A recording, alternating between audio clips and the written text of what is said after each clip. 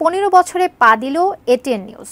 অগ্রগতির 14 বছর পূর্তি উপলক্ষে সকাল থেকেই কারওয়ান বাজারে এটিএন নিউজ কার্যালয়ে শুভেচ্ছা গ্রহণ করছেন এটিএন নিউজ ও ATN Bangla chairman doctor Mahfuzur Rahman ও এটিএন নিউজের নির্বাহী পরিচালক মোশাররফ হোসেন। কেক কেটে দিনব্যাপী আয়োজনের সূচনা হয়।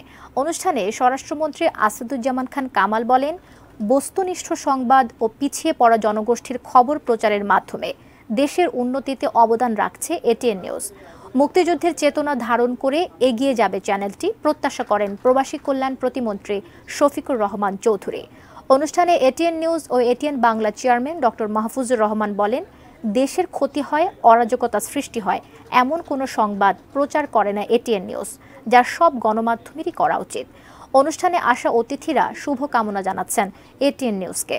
দর্শকের আস্থা আর নির্ভরতায় এই পথ চলা আরও সুদৃঢ় করার অঙ্গীকার চ্যানেলটিরও।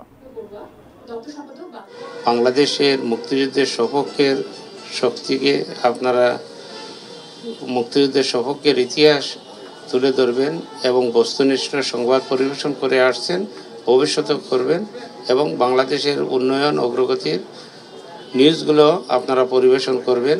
গত 14 বছর ধরে এটি নিউজ বাংলাদেশের গণমাধ্যম জগতে বিশেষ ভূমিকা রেখে চলেছে।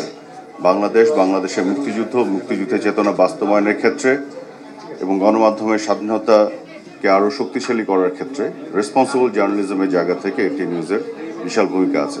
আপনারা আপনাদের মতামত প্রকাশ করার জন্য যা আপনারা পারছেন লিখছেন, সঙ্গে সঙ্গে এটুকু লিখবো যেটা মঙ্গলকর দেশের জন্য, যেটা দেশকে এগিয়ে নিয়ে যাবে, জনগণের যেগুলি কল্যাণ হবে সেই দিকে আপনারা খেয়াল রাখছেন, এটা অব্যাহত রাখবেন। যদি আমরা এমন কিছু দেখাই যে দেশে অরাজকতার সৃষ্টি হয়, এটা আমি সব সময় আমার নিউজম্যানদেরকে বলি, রিপোর্টারদের বলি, এমন কিছু আপনারা দেখাবেন না যাতে দেশের ক্ষতি হয়, দেশের উচ্ছৃঙ্খলা বাড়ে।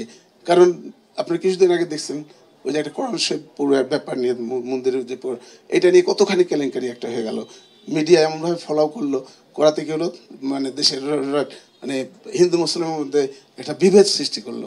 এই যে নিউজগুলি দেয়, এটা কোনোদিনই দেওয়া উচিত না।